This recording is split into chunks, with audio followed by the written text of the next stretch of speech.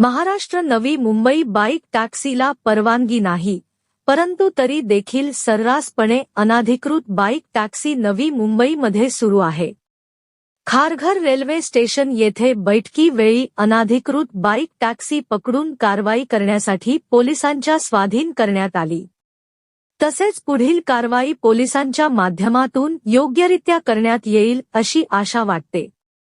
महासंघाचे अध्यक्ष कासम मुलानी, रिक्षा चालक मालक संघटना अध्यक्ष सुनीलभाई बोर्डे, आगरी कोळी समाज बंटी पाटील, खारघर रिक्षा चालक मालक संघटनाचे अध्यक्ष कमलाकर ठाकूर व इतरही पदाधिकारी व कार्यकर्ते उपस्थित होते।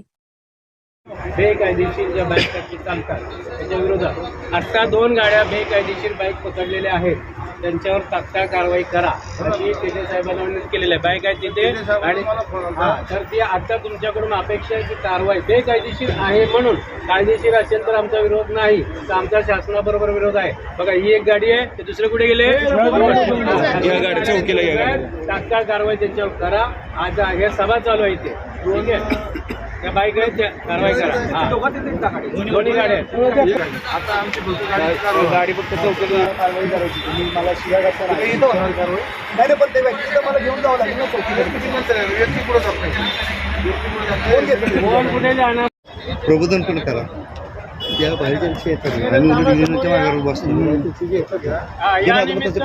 आपण या ठिकाणी बघू शकताय अनधिकृतरित्या ज्या बाईक टॅक्सीचं जाळं चाललेलं आहे, या ठिकाणी कारवाई केलेली आहे। RTOचे साहेब सुद्धा इथं आलेले आहेत, त्यांच्या माध्यमातून या बाईक टॅक्सीवाल्यांना पकडण्यात आलेलं आहे आणि यांच्यावरती कारवाई करेल।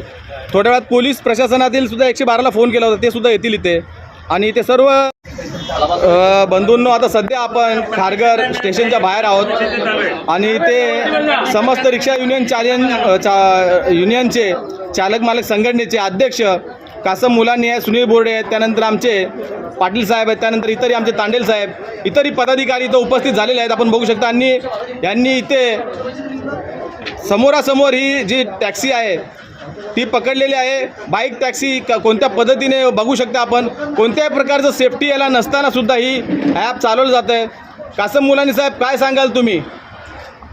या बाईक टॅक्सीच्या या चालकावर तर कारवाई झालीच पाहिजे, परंतु हे वाहतूकचे ट्रॅफिक पोलीस आहेत, RTOचे अधिकारी आहेत, यांच्यावर सुद्धा कारवाई झाली पाहिजे। शासनाने जर मनाई आदेश काढलेले आहेत, पण यांच्या गांडीखाली यांच्या नाकासमोर जर या गाड्या चालतात तर याला हे सुद्धा जबाबदार आहे। त्याचबरोबर आजच्या आज ही रॅपिडो कंपनी जी आहे ते आत्ता वाहतूक अधिकारी या ठिकाणी येणार आहेत, त्याच्यावरती सरळ गुन्हा दाखल झाला पाहिजे आणि या चालकाच्या ऐवजी त्या रॅपिडो जी कंपनी आहे ही आजच्या आज जर बंद नाही झाली तर यापुढे संपूर्ण नवी मुंबईमध्ये नाही तर संपूर्ण महाराष्ट्रात रिक्षा चालक टॅक्सी चालकांचा उद्रेक झालेला दिसेल। याला जबाबदार वाहतूक पोलीस, RTO अधिकारी, पोलीस प्रशासन आणि हे शासन जबाबदार आहे, हे परिवहन मंत्री जबाबदार आहे, ज्यांच्यावर मी स्पष्ट आरोप करतो की यांनी रॅपिडो कंपनी असेल, ओला उबेर असेल, यांच्याकडून मोठ्या प्रमाणामध्ये कोट्यावधी रुपये घेतले आणि रिक्षा चालकांची फसवणूक केली।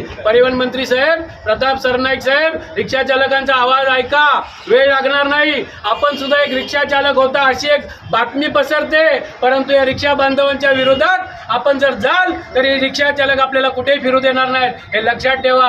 आज ही फक्त सुरुवात आहे, पण येणाऱ्या 6 तारखेला आपल्याला दिसेल की आमचा रिक्षा चालक काय करू शकतो, रिक्षा चालक एकजुटीने कसा लढा देऊ शकतो। आमच्या मागण्या मान्य झाल्याशिवाय आम्ही शांत बसणार नाही। या मीडियाच्या माध्यमातून आम्ही सांगू इच्छितो की आज हे प्रात्यक्षिक आहे। आपण हे नाकारता की कुठेही चालत नाही, RTO पनवेल RTO फक्त नाटक करते कारवाई केलेल्याचा, परंतु यांना त्याचं उत्तर द्यावं लागेल। आदरणीय जयंत पाटील साहेब, पनवेल उपप्रादेशिक परिवहन कार्यालय, प्रादेशिक परिवहन कार्यालयाचे प्रमुख आहेत, आपण आजच आदेश द्या आणि आम्हाला दाखवा किती बाईकवर आपण कारवाई केलेली आहे, अन्यथा याच्या पुढचं आंदोलन पनवेल RTO याच्यावरच होईल। रिक्षा चालक मालक संघटनेचा, रिक्षा चालक मालक संघटनेचा, नवी मुंबई पनवेल महानगरपालिका असेल, नवी मुंबई महानगरपालिका असेल, या निवडणुका येऊ घातलेल्या आहेत.